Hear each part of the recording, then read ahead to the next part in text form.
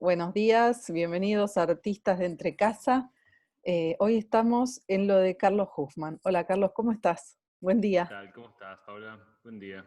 Bien, bien, acá visitándote. No sé si estás en tu taller, en tu casa, ¿dónde estás? No, en mi casa, que fue mi taller durante muchos años, pero hace un tiempito pude separar esos dos espacios, fue muy importante y ahora es mi casa nada más. Bien, igual vemos que atrás tuyo hay obra, no sé si es tuya o de quién. Algunas cosas son mías, otras son de otras personas, tengo una mezcla. Pero Ah, sí, estuve colgando. Aproveché el encierro para hacer un montón de cosas que tenía pendientes, entre ellas colgar un montón de obras que tenía enmarcadas, pero apiladas en lugares o en cajones. Me dediqué un poquito a encontrarles un lugar. al montaje, montaje hogareño. Exactamente. Un poquito de montaje hogareño, sí. Y me da intriga, esa que tenés atrás, justo atrás tuya, ¿qué es? ¿Es tuya? Esta es mía, sí, esta acá. Esta es una Sí. pieza muy vieja. Es una acuarela que debo haber hecho en el 2001, algo así. Pero me acompaña bastante, le tengo como un cariño eh, medio particular. Es una imagen Muy lindo. de un ladrón, se llama.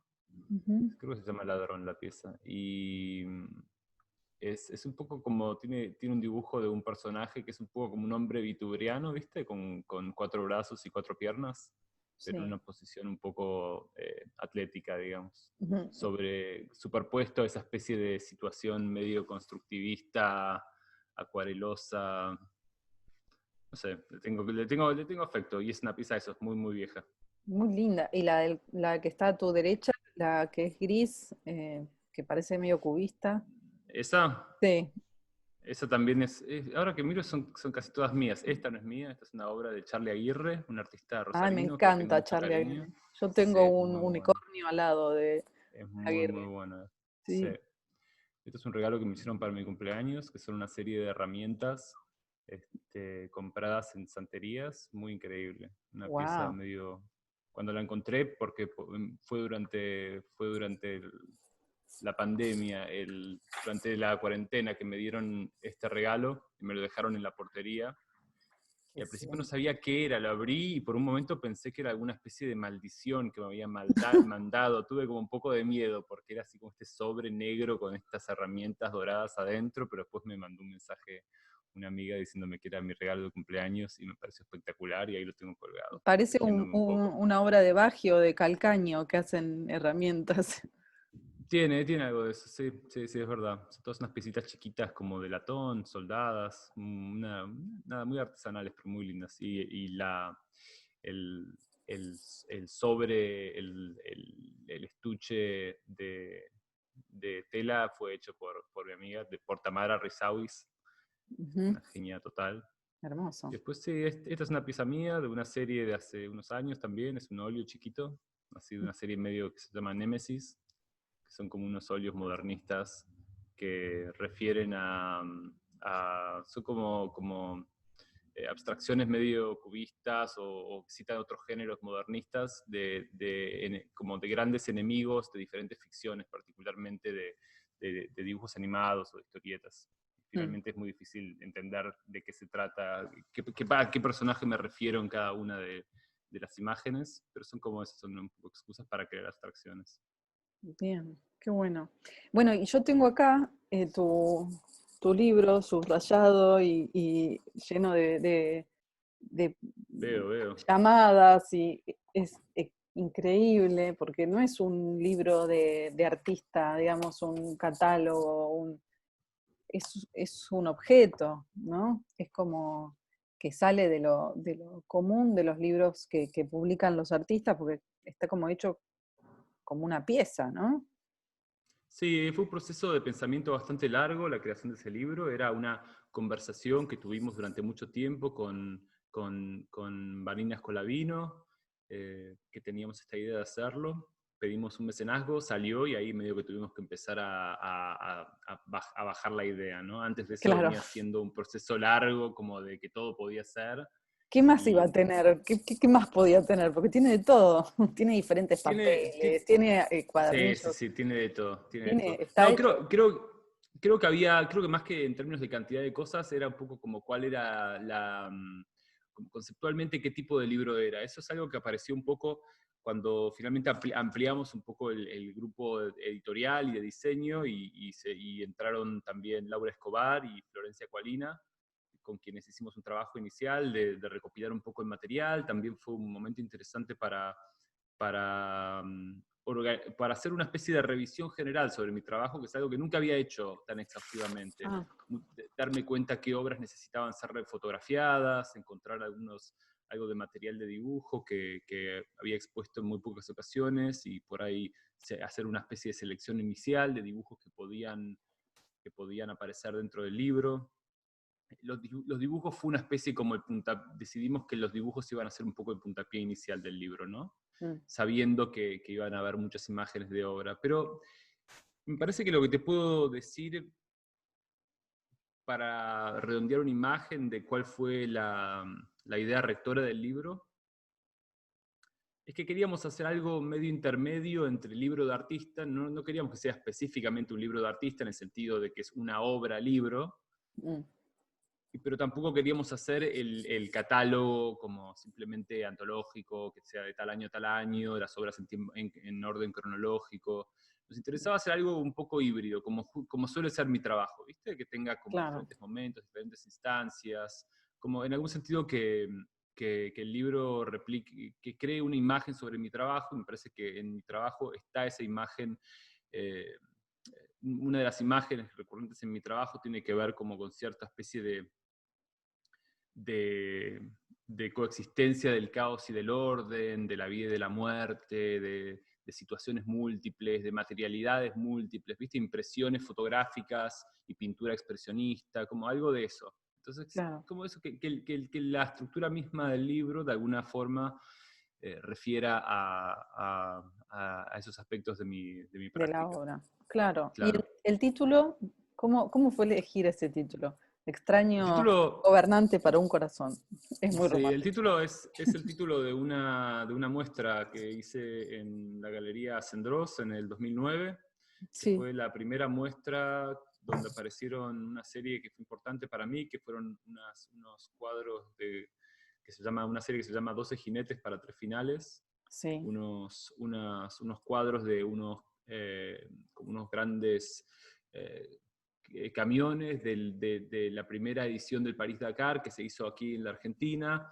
Eran unos retratos de esos camiones en una curva que tomé unas fotos y estaban impresos sobre tela y después intervenidos con óleo, ¿no? También tenían una capa inferior de pintura, era medio como una especie de tenía como muchas capas, mucha complejidad la pieza esa, ¿no? Y esa fue una pieza importante para mí, y la muestra también quedó como medio resonando en muchas de las cosas que fui haciendo después. Con lo cual me pareció que este primer libro estaba bien que se titule de la misma manera que esa muestra, que de alguna forma siento que inauguró un proceso de pensamiento que decantó en el libro de alguna forma, ¿no? Claro, Como porque para darle todo tu cierta... trabajo sigue, digamos, nutriéndose de esa relación entre lo humano y las máquinas, o Exacto, eh, exacto, sí. las ruinas mecánicas que ahí todavía andan, pero que van a ser ruinas en cualquier momento. Sí, Eh, sí. eh, es lindo. Y también me gusta esto que decías recién de los dibujos, que tienen tanta presencia en este libro, pero que no, por lo general no son lo que vos mostrás, son, digamos, lo que viene después de ese boceto, que es la obra de gran escala, ¿no? Pero el Exacto. dibujo es como importante en tu manera de pensar las obras. El dibujo es, eh, de alguna manera, el camino que me lleva hacia la práctica artística en algún sentido. Como que comienzo con una especie de amor muy grande por el dibujo, que lo sostuve durante toda mi infancia y mi adolescencia, sin tener una concepción de que yo con eso, que yo quería ser un artista. Tampoco quería ser un historietista, que era algo como que por ahí uno podía vislumbrar. Y había un interés, había algo del dibujo como el lenguaje que me interesaba mucho. También me gustaba mucho la literatura y creo que tenía como una especie de relación medio dual entre lo literario y lo visual que me parecía interesante, como un conflicto, una competencia inclusive, ¿no? Mm. Uy, se nos cortó un toque. Mierda.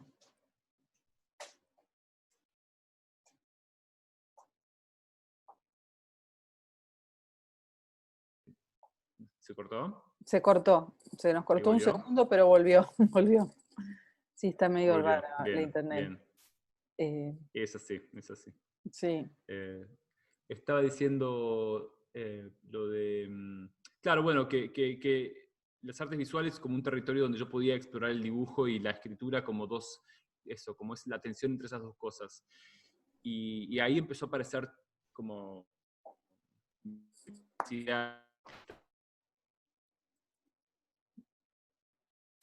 inclusive escritura, de la potencialidad de obras y de cómo...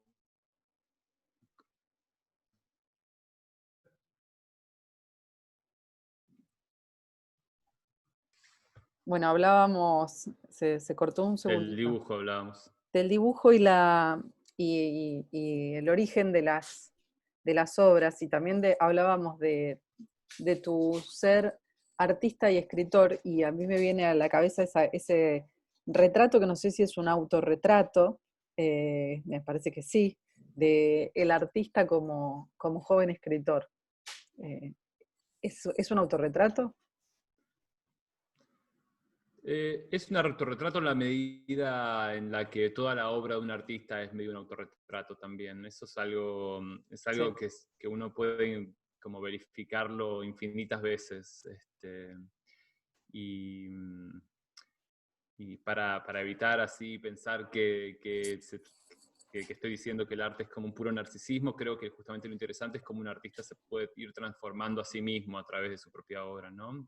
Como hay un aspecto, por ahí suena un poco New Age, igual creo que es como conceptualmente muy interesante pensarlo así, que es que la obra de arte es un camino de autoconocimiento muy grande, ¿no? Sí. Y en ese autoconocimiento también es conocer a la humanidad y al presente, porque nadie es tan especial, ¿no? Un artista eh, es una persona muy particular en algún sentido, pero es absolutamente hijo de su época en otro, con lo cual el autoconocimiento del artista también es la oportunidad del autoconocimiento para otras personas que se interesen por el trabajo y que conecten con el trabajo. Eh, así que sí, puedo, esa muestra en particular era una muestra que tenía mucho de lo literario y de la idea de biografía, pero también de la idea de ficción. A mí me interesa mucho el aspecto ficcional de la biografía también, ¿no? La ficción inclusive que uno se construye para uno mismo respecto de la biografía propia, la biografía uno construye hacia afuera, y en la práctica artística en general me parece que siempre hay una tensión muy grande entre lo verdadero y lo verosímil, ¿no? Que es algo muy de la licencia literaria y del fenómeno literario, ¿no? Cuando uno llora porque el personaje se muere de tos o algo por el estilo. Ahí tiene que ver no tanto con la verdad del hecho, sino más bien con algo del cómo está escrito, de cómo uno logra esa verosimilitud, cómo uno logra trabajar las palabras para que produzcan esa especie de sensación de verdad en algo que finalmente es papel impreso, ¿no? Hay un misterio ahí, hay como una especie de alquimia que a mí me intriga mucho, me interesa mucho investigar en esos términos. Claro, y aparte la relación entre ficción y realidad, que para mí es apasionante, ¿no? Pensar Ujú. cómo hay cosas que, bueno, yo como periodista siempre apegada a la verdad, a la realidad, a querer ser lo más fiel a lo que sucede, pero hay una parte que solo lo pueden contar los artistas, ¿no? Lo leía en un libro de Jorge Semprún que se llama La vida o la escritura, algo así, y que dice eso, ¿no? Que hay realidades que solo pueden ser contadas a través del artificio de la literatura o de la creación, ¿no? Y pienso en tu obra El relicario en caballito, Claro, cómo sí. hay cosas que solo puede llegar a transmitir en su verdadera dimensión a través de una obra de arte. Sí, ¿qué es lo que vos percibiste qué es lo que sentiste que se transmitió en esa pieza? No, bueno, sabiendo la historia de tu abuelo y la Mm. desaparición y que eso era un eco de un cuerpo que no está, bueno, es como uno puede contar objetivamente esa historia o puede sentirla en el cuerpo al ver esa mano mutilada o ese monumento trunco, ¿no? Eh, no sé Sí, un si es lo que poco por eso, vos quisiste sí, sí, hacer o es mi rollo personal, ¿no? claramente tenía una referencia biográfica en ese sentido, creo que también era otras cosas simultáneamente, pero sin duda que eso estaba muy presente, ese,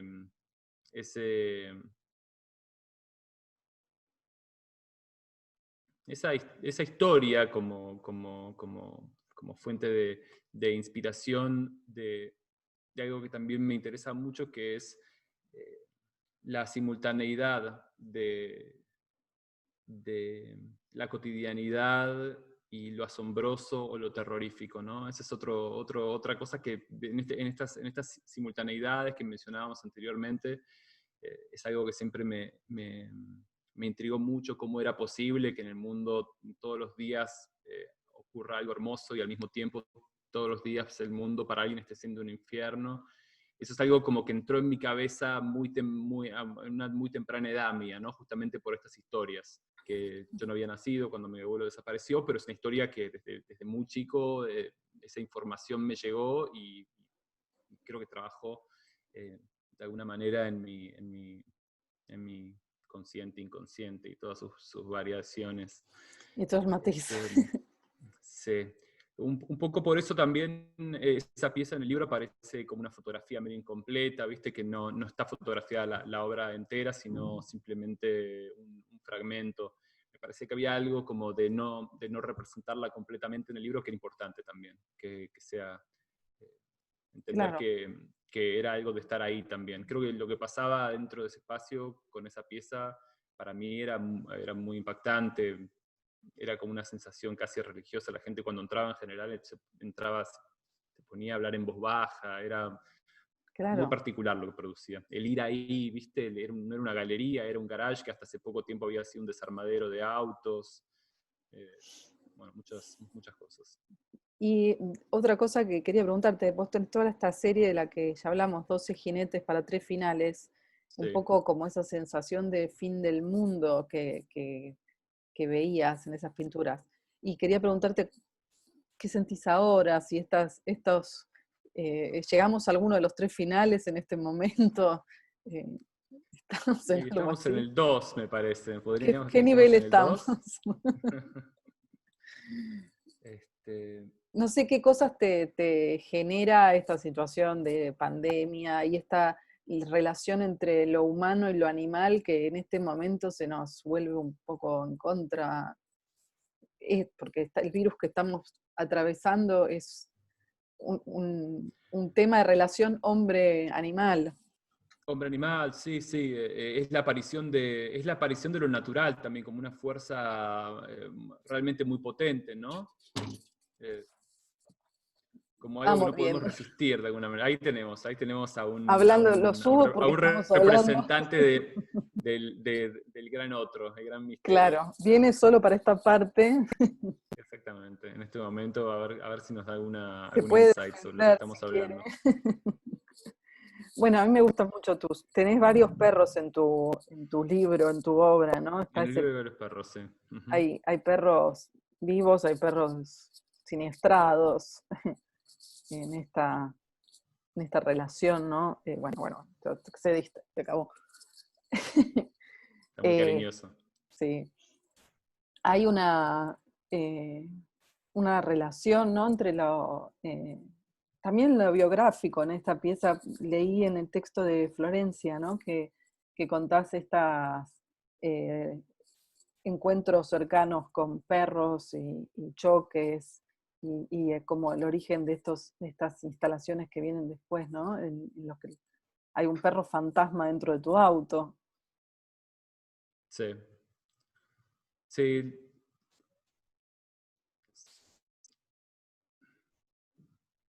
El tema de la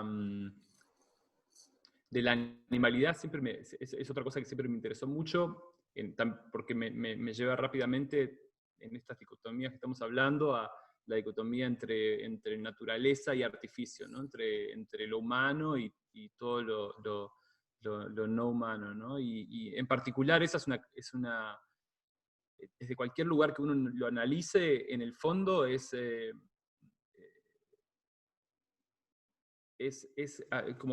no tiene no hay ningún fundamento para creer que hay alguna diferencia entre lo humano y lo animal, por ejemplo. Un ser humano es absolutamente un animal más de este planeta, somos parte de este ecosistema. No me gustan esas teorías que dicen nosotros somos el virus o el ser humano es el cáncer de la Tierra. Somos completamente una emanación más de este planeta que puede fácilmente ser pensado como un organismo en sí mismo. Me gusta mucho la teoría de Gaia. En relación a lo del coronavirus, creo que hay algo muy interesante que es que pensamos el virus como algo malo, ¿no? Como una enfermedad, ¿viste? Como en la idea más sanitarista de la salud, el virus es como lo sucio, una cosa que viene como a dañarnos, un enemigo al que hay que hacerle una guerra.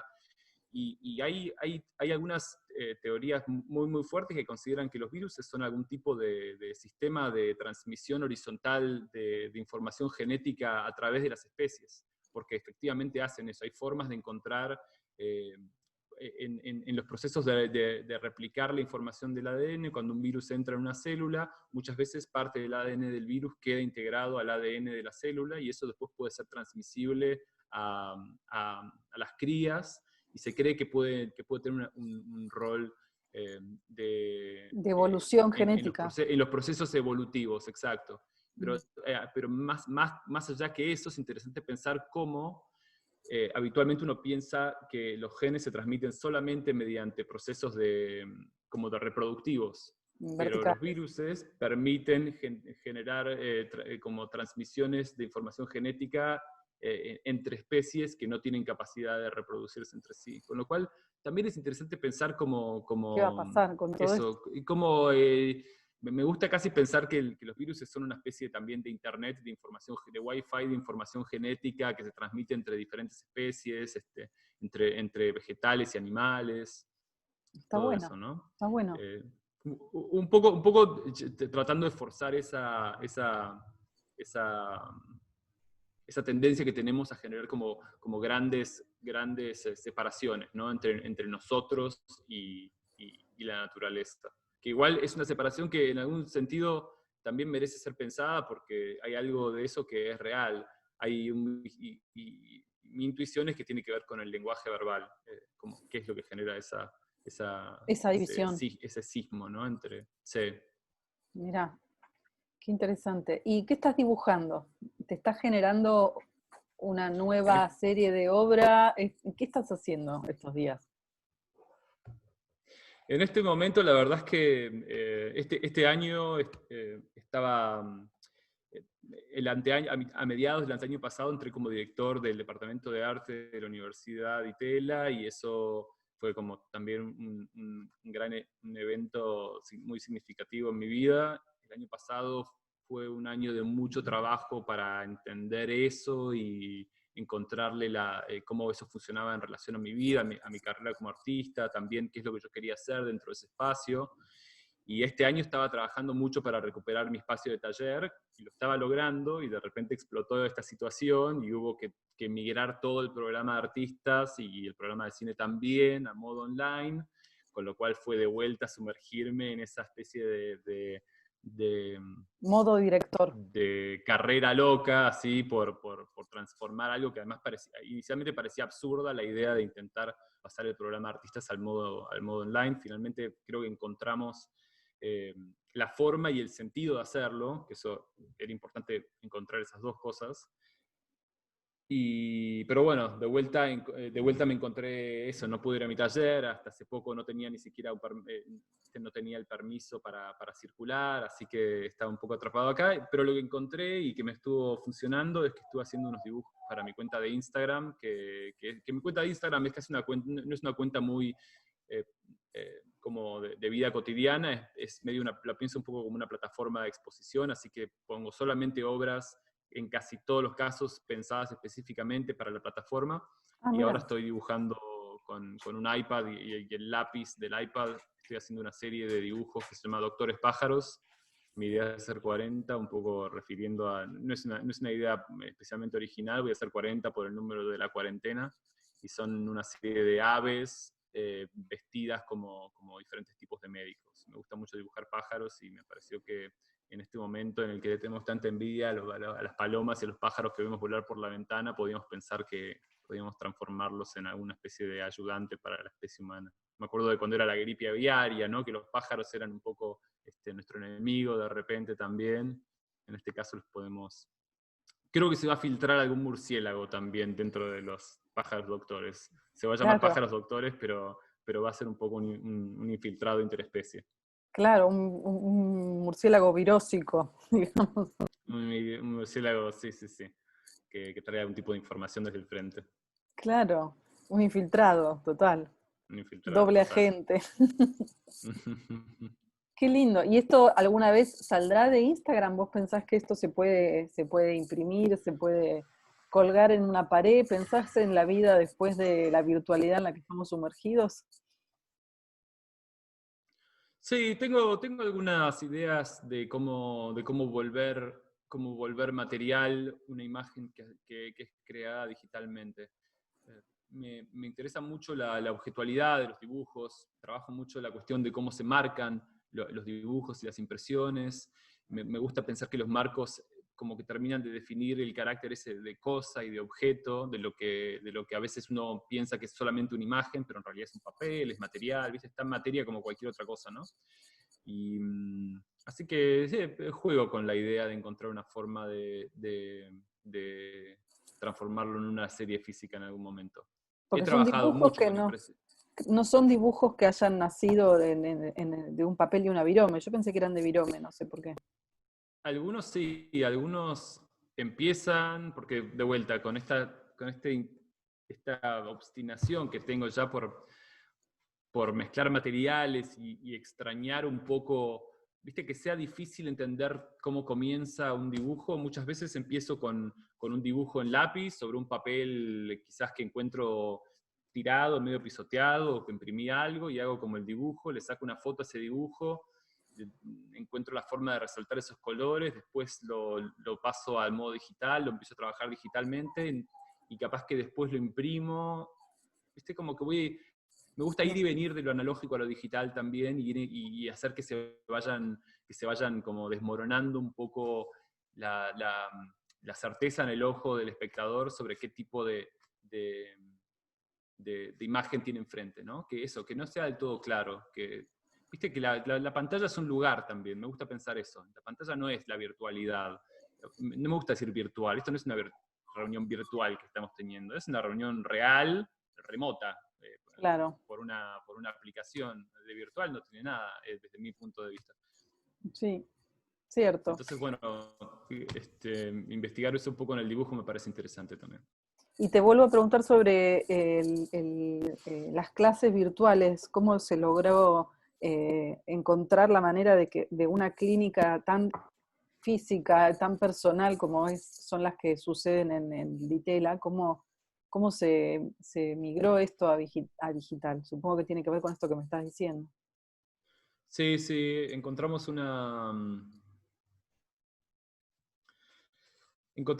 dinámica, estamos encontrando una dinámica, los, por, su- por suerte y por desgracia, ¿no? Porque me hubiese gustado, que hubiese soñado que sea de otra manera, pero tenemos como al frente de la clínica este año a José Carón, a Jorge Maki y a Marcelo Pombo. Digo por desgracia porque eso, era como, Está había buenísimo. sido maravilloso poder constituir ese grupo de docentes. improbable en algún sentido, ¿viste? Que justo sus agendas puedan estar disponibles para armarlo de esta manera, y lo habíamos logrado, y van a tener que hacerlo a la distancia, que por un lado es terrible, pero por otro lado me da mucha tranquilidad porque los dos rápidamente entendieron como el carácter tan como histórico de toda la situación, y el hecho de que el desafío era encontrar la manera de seguir, no tanto frustrarse o pensar en posponerlo, sino más bien encontrarle lo específico al momento, entender el impacto que va a tener esto para el medio artístico también, que, ¿viste? Que es difícil imaginar cuándo van a volver a abrir los museos, todo lo que es cultura probablemente sea lo que más va a sufrir en todo esto.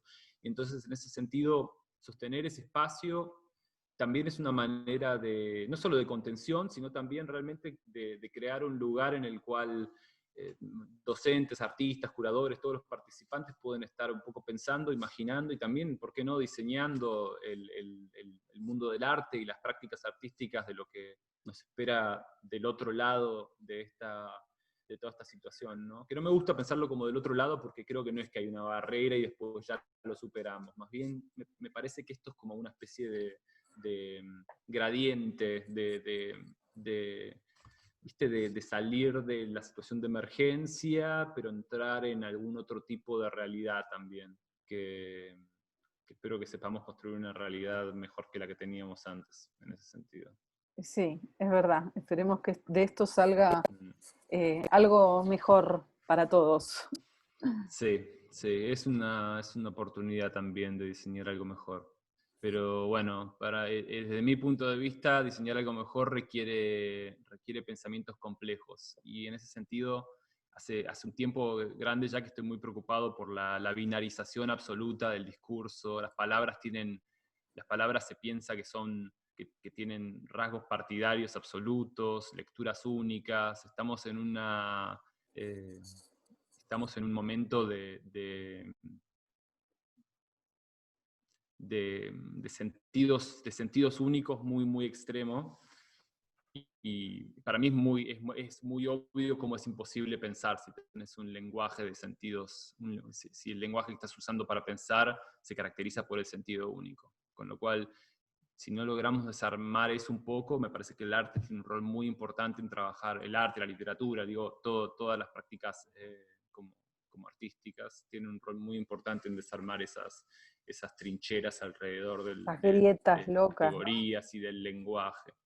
Sí, De- no me gusta hablar de grieta porque está un poco sobrecargada esa palabra también. también está medio atrincherada, ¿no? Es la palabra esa. Sí, hay Yo como pienso más, sí. peleas muy básicas, ¿no? Y muy, eh, como, bueno, la palabra infectadura es como un adefesio eh, Muy fea palabra, sí. Muy fea palabra. inventado para como reducir cosas que no se pueden reducir a conceptos que tienen otra dimensión tanto más compleja y este, qué sé yo, el lenguaje también está en guerra, me parece. Sí, sí, sí, está en guerra y está medio agonizante también, porque es como tan pobre el discurso, eso, las categorías que se inventan y las formas de plantear los problemas a veces son tan elementales y son tan elementales que son francamente engañosas. Eso es una Claro. cosa que a mí me preocupa mucho. Bueno, sí, La simplificación extrema es una forma de engaño. claro, un reduccionismo. Sí. Está bueno, nos quedamos pensando, básicamente, después de visitarte. Carlos, Bueno, muchas gracias por este encuentro remoto, pero no virtual. Este, muy, muy lindo visitarte y charlar con vos, así que gracias. bueno, fue un placer tenerlos a todos los que estén viendo esta transmisión. Muchísimas gracias por la propuesta, Paula. Y cuando quieran los tenemos por aquí de vuelta. Y en un Dale. tiempito por ahí en mi taller sería lindo también Sería recibirlos. hermoso ir y revolver un poco tus papeles y tus cosas, me va a encantar. Eh, Exactamente. Genial. Gracias, Carlos. Un beso grande y que sigas bien. Adiós. Hasta la Gracias. próxima. Chau, chau.